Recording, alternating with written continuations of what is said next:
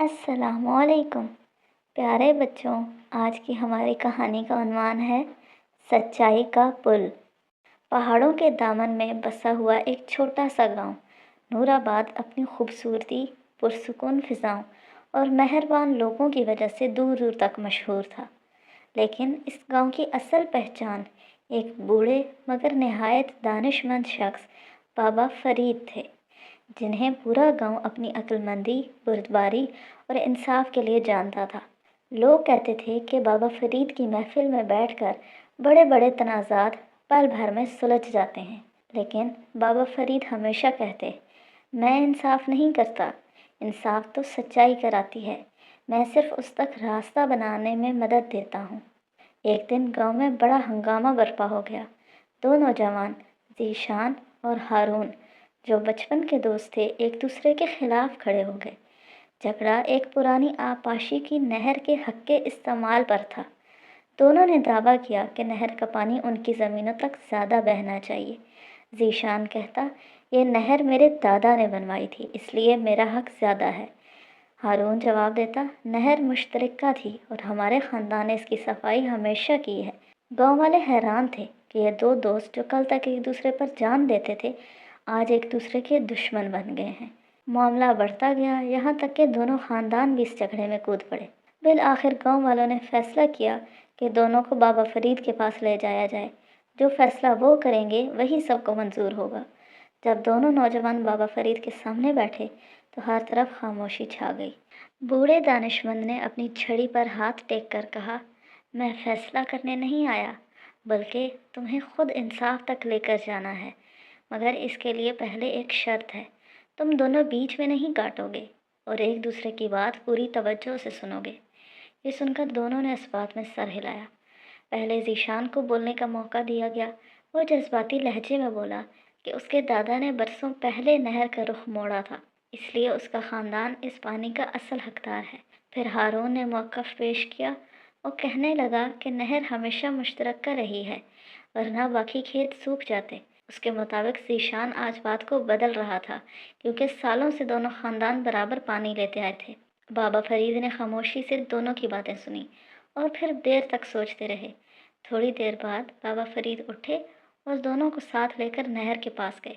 وہاں انہوں نے دائیں بائیں مٹی کا جائزہ لیا، پانی کے بہاؤ کو دیکھا اور کچھ دیر تک قدموں سے زمین پر نشان بناتے رہے۔ پھر مسکرا کر بولے، تم دونوں اس نہر کا حق نہ اپنے دادا کے نام پر جیت سکتے ہو، نہ محنت کے نام پر، کیونکہ پانی انصاف کا نہیں، ضرورت کا ہوتا ہے، اور ضرورت تم دونوں کی برابر ہے۔ ذیشان نے کچھ کہنے کی کوشش کی، مگر بابا فرید نے ہاتھ اٹھا کر اسے خاموش کروا دیا۔ بیٹا، انصاف یہ نہیں کہ ایک جیتے اور دوسرا ہارے، انصاف تو وہ ہے جس میں ہر ایک کو اس کی ضرورت اور حق کے مطابق ملے۔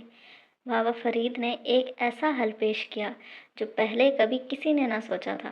انہوں نے نہر کے بیچ میں ایک چھوٹا سا تقسیمی دروازہ بنانے کا منصوبہ بنایا، جس سے پانی دونوں کی زمینوں کی ضرورت کے مطابق تقسیم ہوگا۔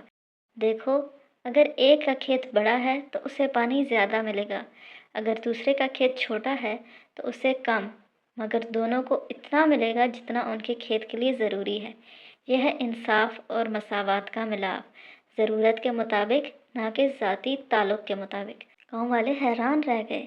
یہ ایک نیا نظریہ تھا، نہ مکمل مساوات، نہ مکمل برتری، بلکہ ضرورت کی بنیاد پر انصاف۔ تقسیمی دروازہ بن گیا، ضرورت کے مطابق دونوں کے کھیتوں میں پانی پہنچنے لگا۔ چند ہی دنوں میں دونوں نوجوانوں کے دلوں کی کدورت مٹ گئی۔ ذیشان ہارون کے کندھے پر ہاتھ رکھتے ہوئے بولا، تم صحیح کہتے تھے، بات انا کی نہیں تھی، یہی انصاف تھا، اور میں بھی جذباتی تھا۔ اصل بات تو یہ تھی کہ فیصلہ سننے سے پہلے ہم نے ایک دوسرے کی بات سنی ہی نہیں۔ ہارون نے مسکراتے ہوئے جواب دیا۔ شام کے وقت بابا فرید گاؤں والوں کے ساتھ بیٹھے تھے کہ ایک بچے نے پوچھا، بابا، انصاف اصل میں کیا ہوتا ہے؟ بابا فرید مسکراتے ہوئے بولے، بیٹا، انصاف وہ ہے جس میں دل کا پلڑا برابر رہے، جہاں فیصلہ دشمنی سے نہیں، سچائی سے ہو، جہاں دونوں فریقین کی بات سنی جائے اور نتیجہ ایسا ہو جو سب کے دلوں کو سکون دے۔ یہی انصاف بھی ہے اور مساوات بھی۔ نور آباد کا گاؤں آج تک بابا فرید کی اس دانائی کو یاد رکھتا ہے اور ہر جھگڑا اسی اصول پر حل کرتا ہے، سچائی، غیر جانبداری اور ضرورت کے مطابق انصاف۔ تو پیارے بچوں، آج ہم نے کیا سیکھا؟ آج ہم نے سیکھا کہ فیصلہ کرنے سے پہلے دونوں فریقین کی بات سننی ضروری ہوتی ہے۔ صرف ایک کی بات سن کر فیصلہ کرنا اکثر ناانصافی کا سبب بنتا ہے۔ انصاف کا مطلب کسی کی طرفداری کرنا نہیں ہوتا، دوست، رشتہ دار، طاقتور کی نہیں بلکہ صرف سچ کی۔ غصہ اور ضد جھگڑے کو بڑھاتے ہیں، جبکہ گفتگو مسائل حل کرتی ہے۔ دوست بنے رہنے کا راز ایک دوسرے کی بات سننے میں ہے۔ اصل بہادری وہ ہے جو انصاف کے ساتھ کھڑی ہو، نہ کہ اپنی ہٹ دھرمی کے ساتھ۔ سچائی اور غیر جانبداری وہ پل ہے جو دلوں کو دوبارہ جوڑ دیتا ہے۔ تو آج کے لیے اتنا ہی، کل ملیں گے ایک نئی کہانی کے ساتھ۔ تب تک کے لیے اللہ حافظ، فی امان اللہ۔